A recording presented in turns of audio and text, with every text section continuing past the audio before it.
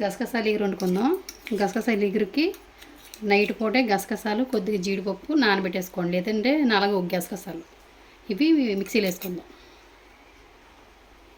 దాంట్లోనే కొద్దిగా అల్లం వెల్లుల్లి పేస్టు, కొద్దిగా జీలకర్ర, కొద్దిగా ధనియాలు వేసుకుని మిక్సీ పెట్టుకుందాం. స్టవ్ వెలిగించి బాండి పెట్టుకొని ఆయిల్ పోసుకుందాం.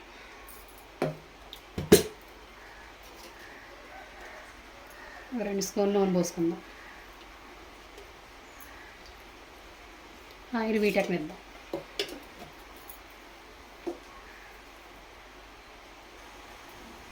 ఆయిల్ వీటెక్కింది కదా, ఉల్లిపాయలు ఒక 3 ఉల్లిపాయలు మిక్సీ పెట్టుకొని వేసుకుందాం.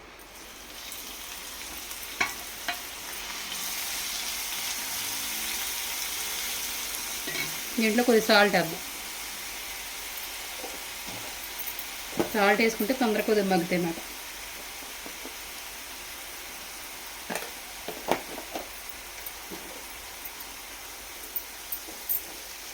బాగా కలుపుకొని మూత పెడదాం.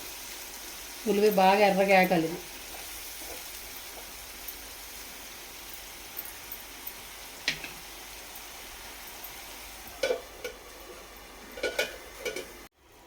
ఉల్లిపాయలు ఏం లేదు చూద్దాం.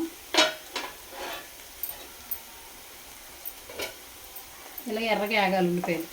ఎర్రగా ఆగాక ఇందులో ఉల్లిపాయ పచ్చిమిరపకాయలు వేసుకుందాం.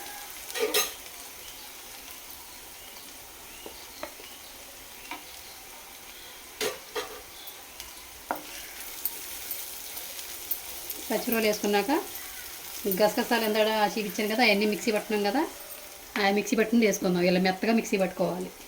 నానబెడితేనే గసగసాలు ఇలా మెత్తగా మిక్సీ అవుతుంది, లేదంటే అవ్వు. అది బట్టి కంపల్సరీ గుర్తుపెట్టుకోండి. ఇది వేసేసుకుందాం. మిక్సీ పట్టింది వేసేసుకుందాం.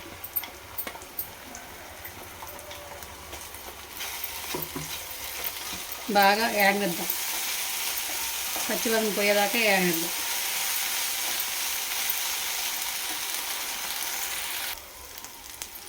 ఇలా బాగా వేగాక దీంట్లో కొద్దిగా పసుపు, కారం వేసుకుందాం. సాల్ట్ ఇందాక వేసాం కాబట్టి చూసి వేసుకోండి, ఎందుకంటే తక్కువ కూర అవుద్ది కాబట్టి సాల్ట్ తక్కువ పడద్దు. అలా కూర కనపడుతుంది కదా, ఎక్కువ వేసేస్తే మళ్ళీ ఉప్పు కసం అయిపోద్ది. పసుపు వేసుకుందాం. కొద్దిగా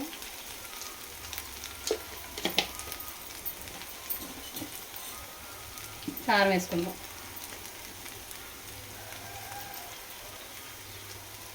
కారం కూడా కొద్దిగా పడద్దు. దీంట్లో కొద్దిగా వాటర్ వేసుకుందాం.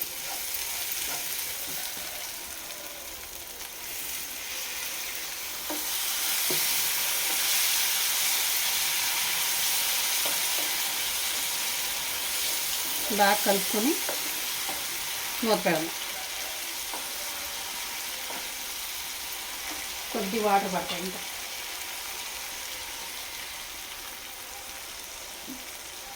ఈ కూర కమ్మగా ఉంటుంది, గసగసాల కూర. దాంట్లోని ఎవరో బాలింతరాలు కూడా తినొచ్చు. బాగా బాలింతరాలకు ఎక్కువ పెడతారన్నమాట ఈ గసగసాల కూర. దీన్ని కొద్దిగా మూత పెడదాం.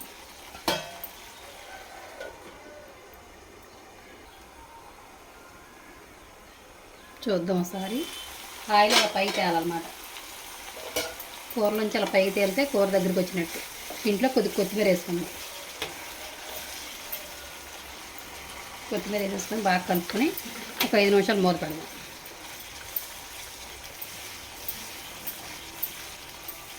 ఒక 5 నిమిషాలు మూత పెడితే మళ్ళీ కొద్దిగా ఉడుకుద్ది అన్నమాట.